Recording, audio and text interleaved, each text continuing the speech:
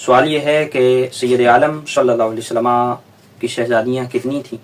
تو یاد رہے کہ ہمارے ہاں سیدہ طیبہ طاہرہ عابدہ زاہدہ فاطمہ الزہرا رضی اللہ عنہا کو جو ہے وہ ان کا ذکر خیر کیا جاتا ہے، بقیہ شہزادیوں کا ذکر عام طور پہ نہیں کیا جاتا، حالانکہ سید عالم صلی اللہ علیہ وسلم کی 4 شہزادیاں ہیں۔ اور تاریخ کی کتب میں بھی، اسی طرح سیر کی کتب میں بھی تمام علماء اجلہ ائمہ کرام نے اس بات کو لکھا ہے، سید عالم صلی اللہ علیہ وسلم کی جو شہزادیاں ہیں وہ ایک نہیں بلکہ 4 ہیں۔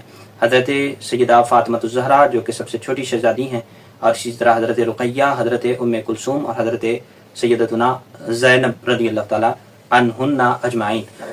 تو یہ 4 شہزادیاں ہیں حضور سید عالم صلی اللہ علیہ وسلم کی، اور اس پر دلیل بخاری شریف کی حدیث ہے۔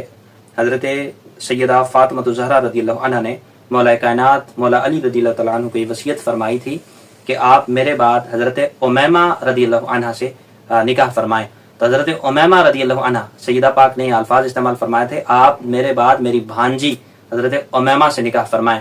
تو حضرت امیمہ رضی اللہ تعالیٰ عنہ یہ سیدہ فاطمہ الزہرا رضی اللہ تعالیٰ عنہ کی بھانجی ہیں اور حضور جان عالم صلی اللہ علیہ وسلم کی مقرب ہیں، اور حضرت علی رضی اللہ تعالیٰ عنہ نے سیدہ پاک کی وفات کے بعد ان سے نکاح فرمایا تھا۔